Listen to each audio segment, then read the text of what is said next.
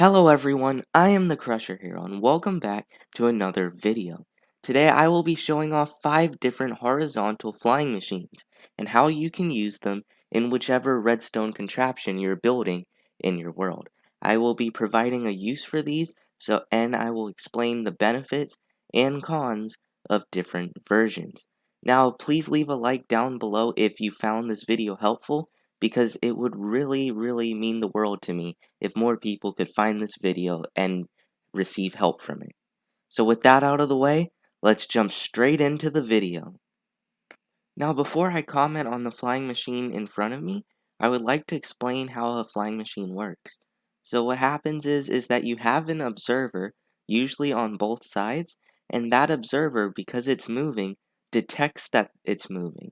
And because of that, it powers a piston, which powers slime blocks, moving the other half of the flying machine forward, and then this half pulls back from the other half and brings that one forward. So if I quickly grab my obsidian here, you can see that it goes flying over there. And so it's just pushing the flying machine away and then it's pulling it to meet level with it. And it goes both ways. Now this one's quite useful if you're trying to ride on it or if you just want to transport something, because the way you power it is from the sides. So if I, for example, had some redstone set up over here, all I would need to do is remove this block and have the redstone right on here, and then it would detect when I turn that on and it would fly back. So it's a very simple system to activate, and it's probably one of the easiest to remember. Moving on to the next flying machine of today's video, we have one that's extremely interesting. Now I personally just like the way it looks because it seems complicated, even though it isn't. And what happens here is the observer powers the block. And by powering the block, it's also powering this piston.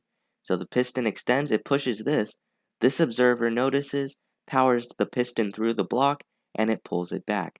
You see if I hit this here, it goes flying that direction, and so on if I hit it again.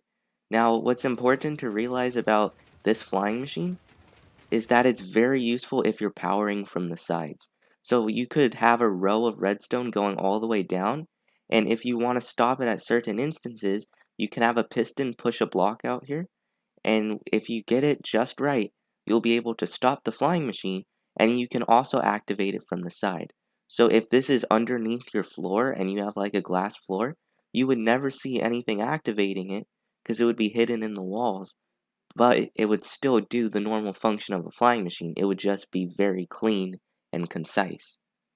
Now, for our third flying machine of today, we have a rather interesting one, and it's one with 2 observers on top. It uses the same base model here, but it just repositions the observers. By repositioning the observers, it allows you to power from the top. If I power that piston there, you see it goes flying this direction.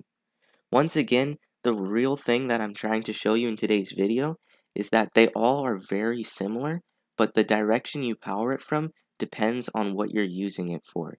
For example, if you were trying to use this for some sort of elevator, you would not want to use this design because you have to power it from the top. And obviously on an elevator, you would want a floor on your top.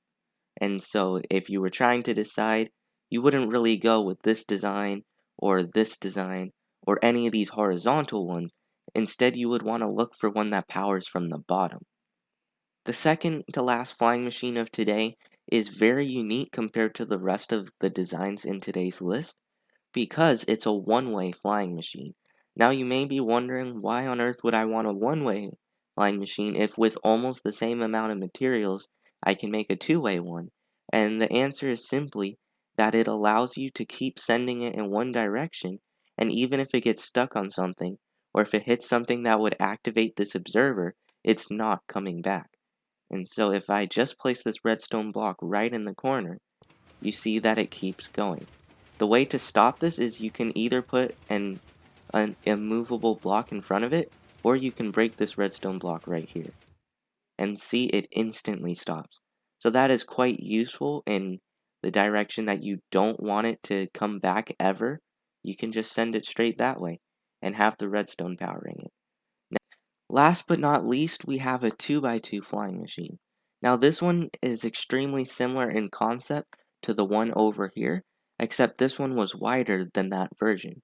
And so because of that, you want to be able to know which scenario you're going to use this for. If you have barely any width, but you can go up, then this is perfect. If you only have a 1 block height, you have to use that version. So if I just power this here, it moves off at a pretty fast speed all the way over here. So just put down this immovable obsidian and it stops it. Now the great thing about this design here is that it's very simple and it's going to be easy to build no matter where you are. You just face that direction and you face that direction. There's no twisting and turning to try and get the observers to face up or down or any weird direction. This is extremely simple and entirely useful. This flying machine is also interesting because it utilizes quasi connectivity so that this observer is able to power this piston without actually touching it. And by the way, quasi connectivity is just what is in Java, not Bedrock. So you can't make some of these flying machines in Bedrock Edition, but it's essentially that this powering here gets to power this block without even touching it.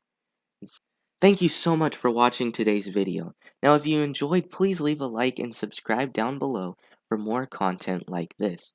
If you are wondering how you can take this flying machine to the next level, I made a more complex video on a flying machine elevator that can go in infinitely any direction and it can get as massive as you want and as long as your computer can hold it. Thank you so much for watching today. Remember that I am the Crusher Hero, and goodbye!